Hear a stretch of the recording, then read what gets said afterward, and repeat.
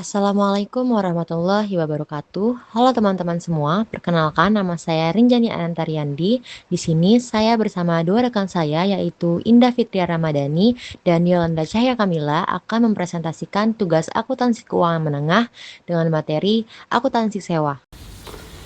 Untuk materi yang pertama yaitu konsep dasar akuntansi sewa. Jadi pernah nggak sih kalian itu menggunakan sesuatu yang bukan milik kalian, tetapi kita tuh tetap bisa memakainya dengan membayar sejumlah uang. Nah, misalnya membayar untuk ruko, mobil, atau mesin untuk usaha. Nah, itu yang disebut dengan sewa. Sewa itu kontrak yang memberikan hak untuk mengendalikan penggunaan aset identifikasian selama suatu jangka waktu tertentu dengan imbalan. Nah, di dalam akuntansi, sewa ini adalah perjanjian antara dua pihak, yaitu lessor sebagai pemilik aset dan lessee sebagai pihak yang menggunakan aset tersebut. Melalui perjanjian ini, lessee itu mendapatkan hak untuk menggunakan aset selama jangka waktu tertentu dengan melakukan pembayaran kepada lessor. Lessor itu adalah pemberi sewa dan lessee itu adalah penyewanya. Contohnya, sebuah perusahaan itu membutuhkan mobil untuk operasional. Jadi, daripada membeli mobil yang harganya mahal, perusahaan itu dapat menyewa mobil tersebut selama beberapa tahun. Selama masa sewa, perusahaan berhak menggunakan mobil itu untuk kegiatan operasional, meskipun kepemilikannya tetap berada pada pihak yang menyewakan. Jadi, intinya sewa itu adalah hak untuk menggunakan aset, bukan langsung memiliki aset tersebut. Sebagai imbalannya, penyewa itu harus membayar sejumlah uang sesuai kesepakatan yang telah dibuat. Lalu, mengapa banyak perusahaan memilih sewa dibandingkan membeli aset secara langsung? Yang pertama, keunggulan dari sewa itu, pendanaan bisa mencapai 100% dari nilai aset. Artinya, perusahaan tidak perlu menyediakan dana besar di awal karena seluruh kebutuhan aset dapat dibiayai melalui sewa. Lalu, pembayaran itu lebih pasti. Hal ini karena sebagian besar perjanjian sewa itu menggunakan tingkat bunga yang tetap, sehingga perusahaan itu lebih mudah merencanakan pengeluaran dan arus kas di masa depan. Ketiga, ada melindungi dari risiko aset usang.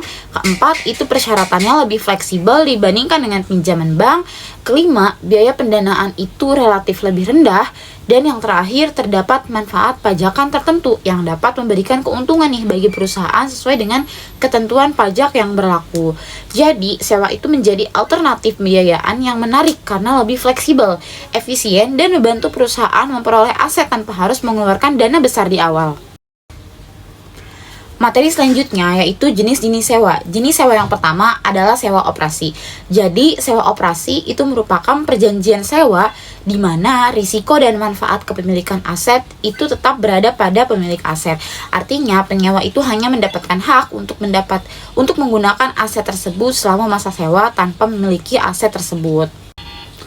Contohnya, itu sebuah perusahaan menyewa gedung kantor selama 3 tahun. Selama periode tersebut, perusahaan itu dapat menggunakan gedung untuk kegiatan operasionalnya. Namun, setelah masa sewa berakhir, gedung itu harus dikembalikan kepada pemiliknya.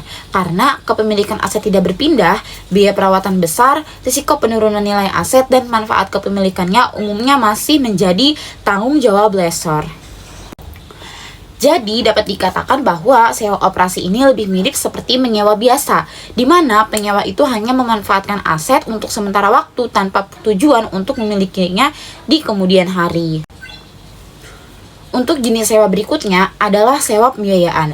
Berbeda dengan sewa operasi, pada sewa pembiayaan, risiko dan manfaat kepemilikan aset secara substansial berpindah kepada penyewa. Nah, meskipun secara hukum aset mungkin masih dimiliki oleh pemberi sewa, secara ekonomi penyewa ini sudah menikmati manfaat dan menanggung risiko penggunaan aset tersebut.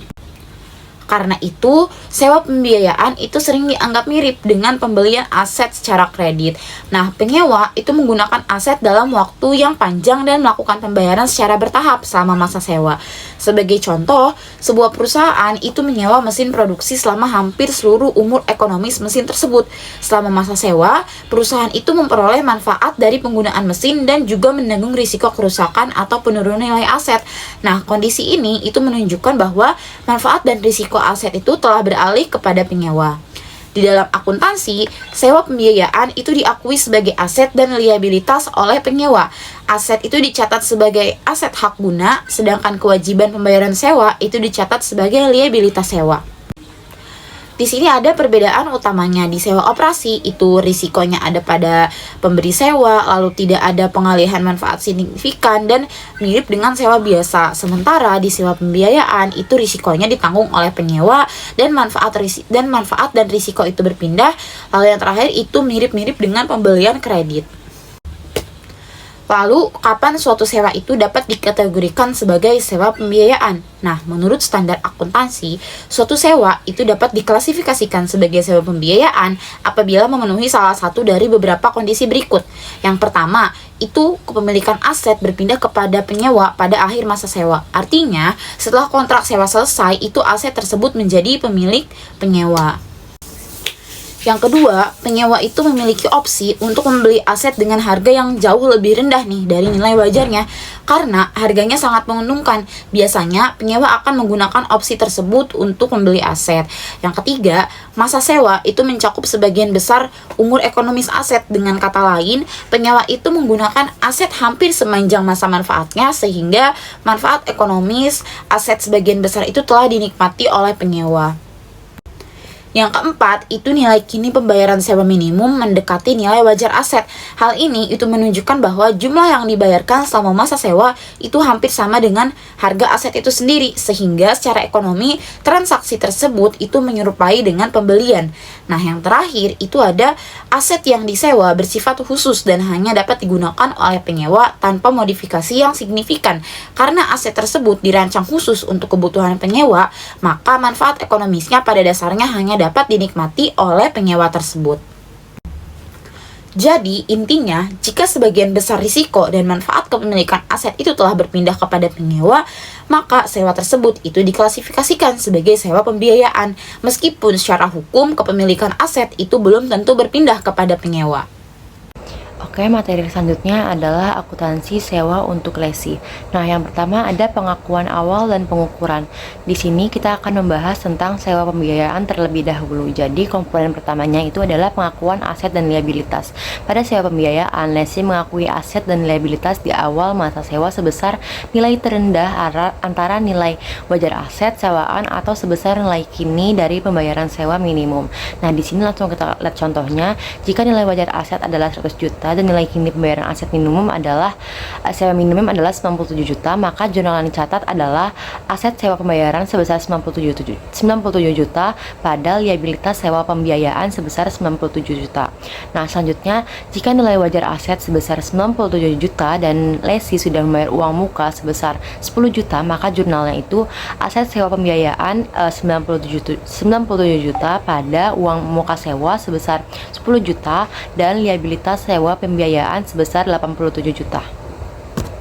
Nah, selain komponen pengakuan aset dan liabilitas tadi, selanjutnya ada tingkat diskonto. Tingkat diskonto adalah nilai kini pembayaran sewa minimum dihitung menggunakan tingkat bunga implisit atau implicit rate jika lesi tidak mengetahui tingkat bunga tersebut. Jadi digunakan tingkat bunga incremental atau incremental borrowing rate, yaitu tingkat bunga yang harus dibayar lesi gitu, jika memperoleh pendanaan serupa dari sumber lain. Nah, selanjutnya komponen selanjutnya adalah nilai residu. Nilai residu itu dapat berupa dijamin atau tidak dijamin gitu. Jadi nilai residu yang dijamin termasuk dalam pembayaran sewa minimum sehingga meningkatkan nilai aset yang diakui gitu. Jadi jika nilai aktual lebih rendah dari nilai yang dijamin, lesi harus memperbayar selisihnya kepada si lesornya. Lalu komponen selanjutnya adalah biaya langsung awal. Jadi biaya langsung awal itu adalah biaya yang timbul secara langsung dari proses negosiasi dan pengaturan kontrak sewa. Jadi pada sewa pembiayaan, biaya ini tuh ditambahkan ke nilai aset yang diakui oleh lesi. Oke teman-teman, masih di materi sewa pembiayaan. Tadi kita udah melakukan pengakuan awal dan pengukuran. Selanjutnya kita melakukan pengukuran setelah pengakuan awal. Nah, ini adalah pemisah. Yang komponen pertama adalah pemisah antara beban keuangan dan pelunasan pokok. Jadi setiap pembayaran sewa itu terdiri atas dua bagian, yaitu beban keuangan atau bunga dan pelunasan pokok liabilitas sewa gitu. Jadi oleh karena itu lesi itu harus memisahkan kedua komponen ini pada setiap periode pembayarannya. Nah, selanjutnya adalah penyusutan. Nah, aset sewaan yang diakui oleh lesi harus disusutkan gitu. Jadi jika kepemilikan aset diperkirakan akan berpindah kepada lesi di akhir masa sewa, penyusutan dilakukan selama umur manfaat aset. Jika tidak, penyusutan dilakukan selama masa sewa. Nah, selanjutnya adalah nilai residu. Jadi apabila terdapat nilai residu yang dijamin, nilai tersebut diperhitungkan gitu dalam penentuan beban penyusutan. Sebaliknya, nilai residu yang tidak dijamin ini diperhitungkan dalam perhitungan penyusutan aset sewaan tadi gitu. Oke, kita masuk ke contoh soal untuk sewa pembiayaan bagi lesi tanpa nilai residu. Saya bacakan dulu soalnya.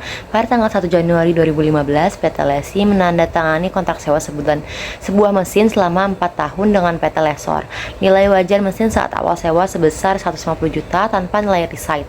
PT Lesi mulai menggunakan mesin tersebut mulai tanggal 2 Januari 2015. Pada akhir masa sewa, mesin dikembalikan ke PT Lesor yang pada tanggal 31 Desember 2018, PT Lesor ini menetapkan pembayaran sewa dilakukan secara tahunan tiap awal periode mulai 2 Januari 2015 sebesar Rp41.933.445. Nah, PT Lesi ini membayar biaya langsung awal sebesar 10 juta di luar biaya sewa. Tingkat bunga implisit yang ditetapkan pada PT Lesor sebesar 8% diketahui oleh PT Lesi, sedangkan tingkat bunga incremental bagi PT Lesi adalah sebesar 10%. Nah, umur ekonomik mesin diestimasikan 5 tahun dan metode yang digunakan kedua perusahaan adalah garis lurus. Oke, di tampilan ini saya sudah menampilkan beberapa jurnal dan ada tabel amortisasi juga. Jadi jurnal yang pertama itu ada jurnal untuk PT Lesi mengakui aset dan liabilitas terkait di awal masa sewa gitu. Jadi aset sewa pembiayaan sebesar 160 juta, padahal liabilitas sewa pembiayaan sebesar 150 juta dan kas sebesar 110 juta. Tadi kan PT Lesi sudah membayar di awal sebesar 10 juta gitu. Jadi kita tulis di jurnalnya. Lalu selanjutnya ada timeline amortisasi bagi PT Lesi gitu.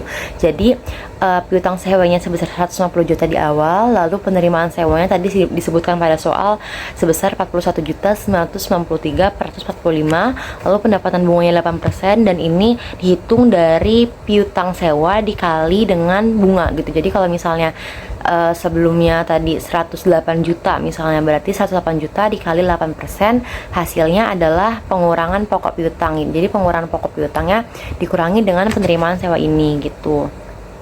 Nah, didapatkan hasil akhir adalah 0.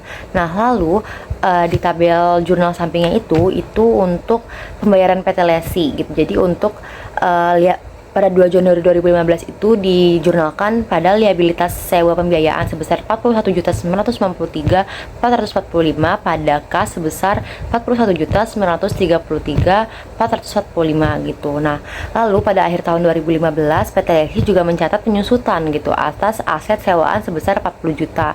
Nah, dari mana 40 juta ini? Karena tadi kan estimasi tahun tuh 5 tahun dan PT Lesi sudah membayar 1 tahun. Jadi 160 juta dibagi 4 tahun gitu. Jadi 40 juta. Nah, di 31 Desember 2015 ini dicatat beban penyusutan pada akumulasi penyusutan sebesar 40 juta. Lalu pada 31 Desember 2015 PT Lesi ini harus mengakui beban bunganya. Jadi kita hitung beban bunga, kita jurnalkan beban bunganya pada 31 Desember 2015. Beban penyusutan pada utang bunga sebesar 8.645.324. Ini dapat dari mana? Dapat dari tabel amortisasi kita tadi gitu. Nah, lalu untuk tanggal 2 Januari 2016 PT Lesi ini harus menghapus itu utang bunga yang sudah diakui pada akhir tahun lalu gitu. Jadi aset sewa pembiayaan sebesar 33.288.121 dan utang bunga sebesar 8.645.324 rupiah pada kas sebesar 41.933.445 rupiah gitu. Nah, lalu jurnal yang terakhir ini PT Lesi ini harus mengembalikan aset sewaan kepada PT Lesor dan menghentikan pengakuannya itu di Desember 2018 pada tanggal 31.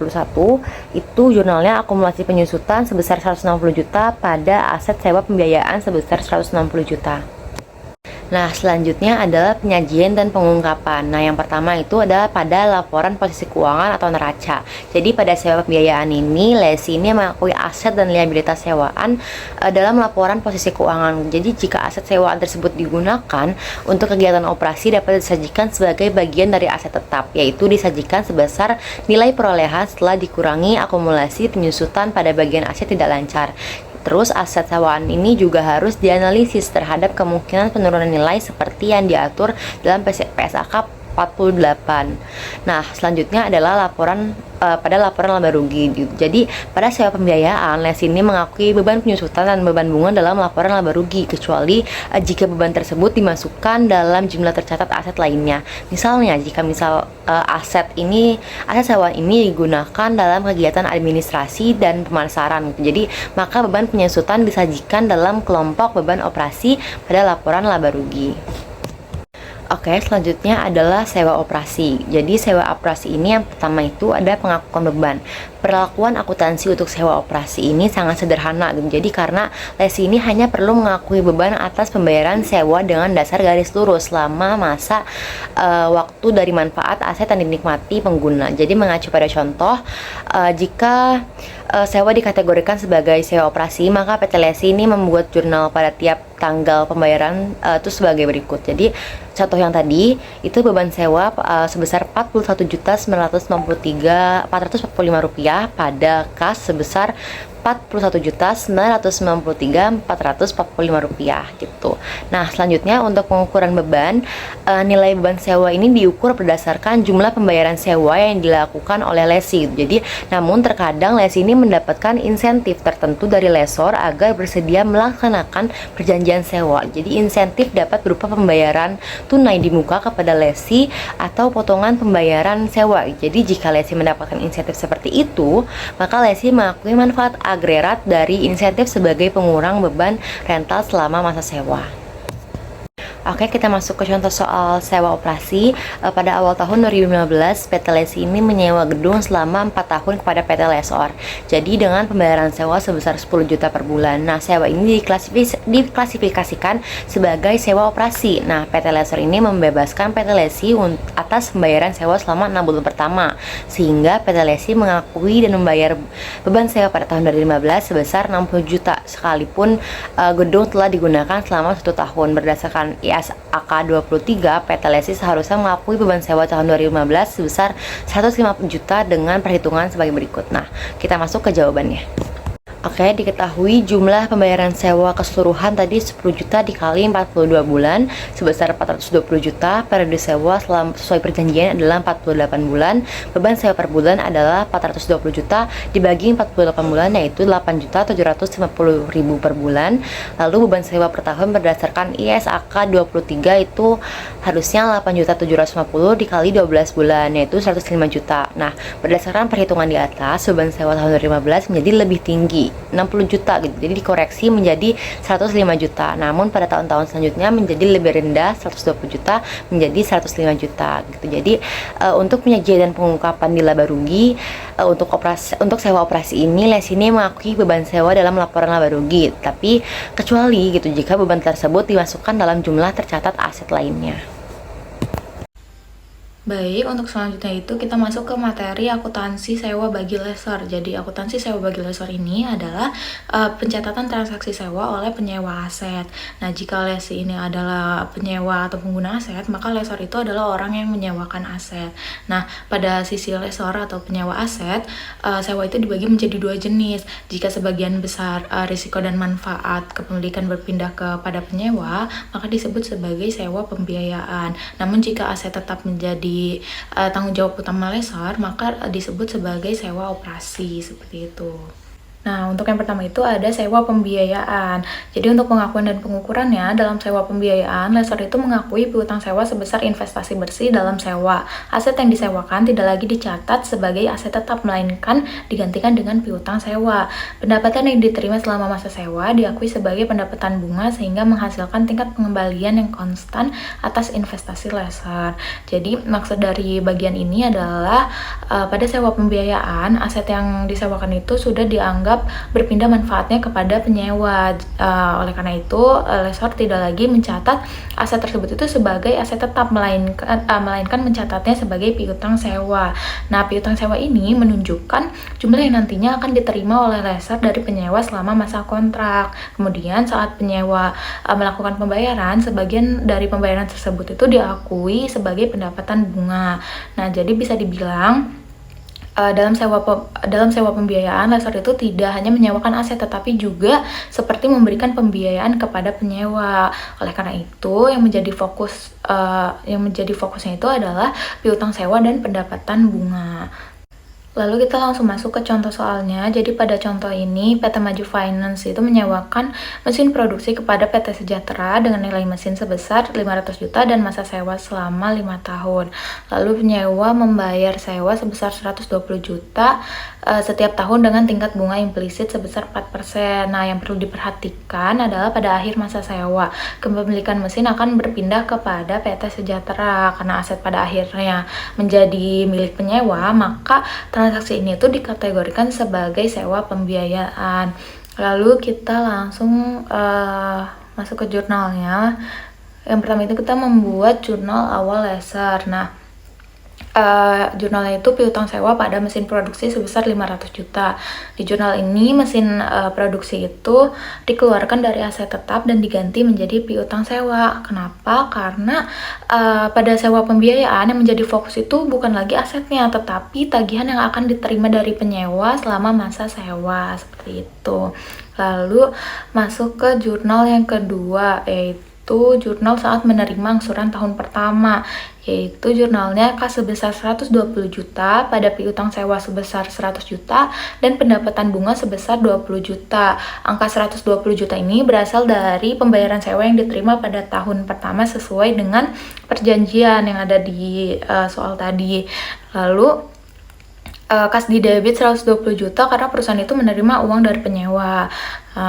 Terus juga piutang sewa di kredit itu 100 juta.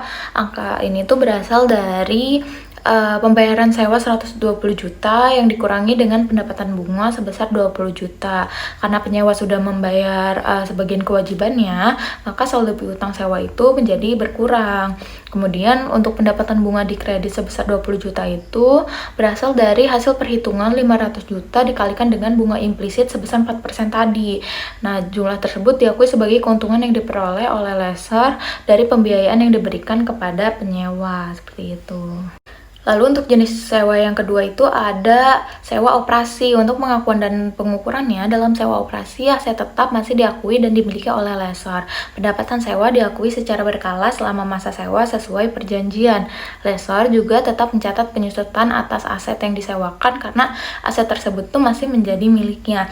Nah, pada sewa operasi ini aset yang disewakan itu masih menjadi milik lessor. Penyewa itu hanya menggunakan aset tersebut selama jangka waktu yang sudah disepakati dalam kontrak. Nah, karena asetnya masih dimiliki oleh lessor, maka aset tersebut itu tetap dicatat sebagai aset tetap dalam laporan keuangan. Lalu uang yang diterima dari penyewa diakui sebagai pendapatan sewa sesuai periode yang berjalan. Nah, selain itu, lessor juga tetap mencatat penyusutan aset karena aset tersebut itu masih menjadi miliknya. Nah, jadi walaupun aset sedang disewakan, lessor itu tetap bertanggung jawab untuk mencatat nilai aset dan penyusutannya, seperti itu. Lalu kita langsung masuk ke contoh soalnya. Jadi pada contoh ini PT Graha Properti menyewakan gedung perkantoran kepada PT Nusantara. Nilai gedungnya sebesar 2 miliar dengan umur ekonomis 20 tahun. Untuk setiap tahun perusahaan itu menerima pendapatan sewa sebesar 180 juta. Karena setelah masa sewa selesai gedung tetap menjadi milik PT Graha Properti, maka transaksi ini tuh termasuk ke dalam sewa operasi. Nah, lalu kita langsung masuk ke jurnalnya. Yang pertama itu kita membuat jurnal saat menerima pendapatan sewa, yaitu kas pada pendapatan sewa sebesar 180 juta. Nah, angka 180 juta ini berasal dari pembayaran sewa yang diterima dari penyewa untuk setiap tahun sesuai kontrak yang ada pada soal tadi yang sebelumnya. Nah, kas di debit karena perusahaan itu menerima uang sebesar 180 juta, lalu pendapatan sewa di kredit sebesar 180 juta karena jumlah tersebut itu merupakan pendapatan yang diperoleh dari kegiatan penyewaan gedung, seperti itu.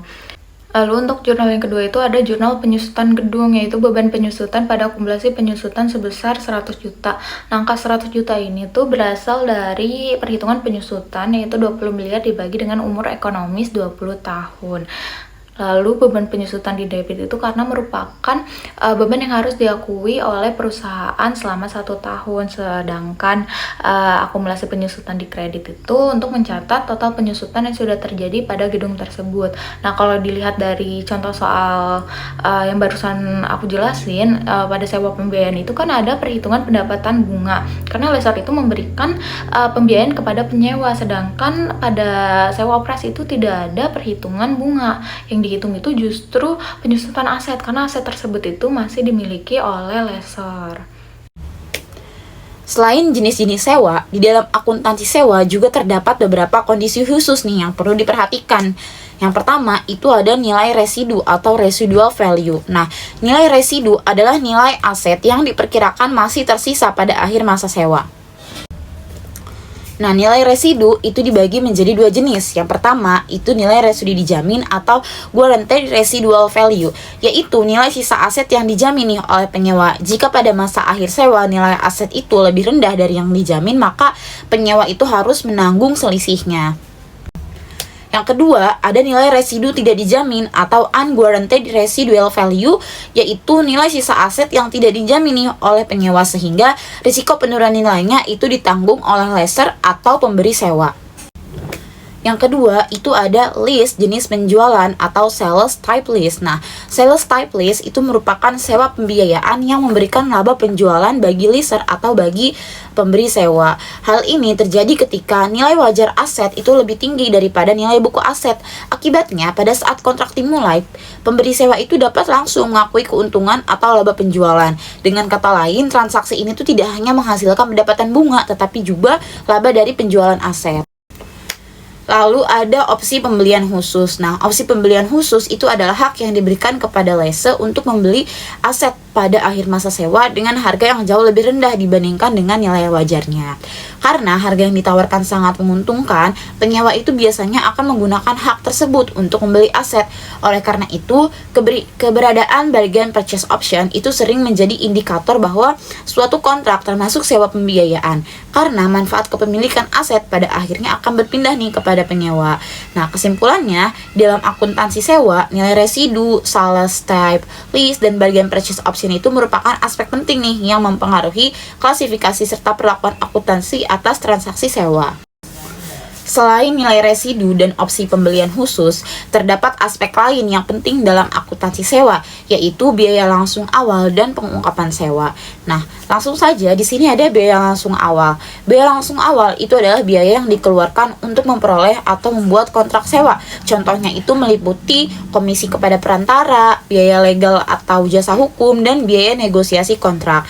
Biaya-biaya tersebut itu tidak langsung dibebankan sekaligus, tetapi dialokasikan selama masa sewa sesuai dengan standar akuntansi yang berlaku. Sebagai contoh, jika perusahaan mengeluarkan biaya untuk menyusun kontrak sewa gedung, biaya tersebut itu akan dicatat dan dibebankan secara bertahap selama periode sewa berlangsung. Yang kedua, itu ada pengungkapan sewa. Di dalam laporan keuangan, perusahaan juga wajib mengungkapkan informasi terkait sewa agar pengguna laporan keuangan itu dapat memahami transaksi yang dilakukan.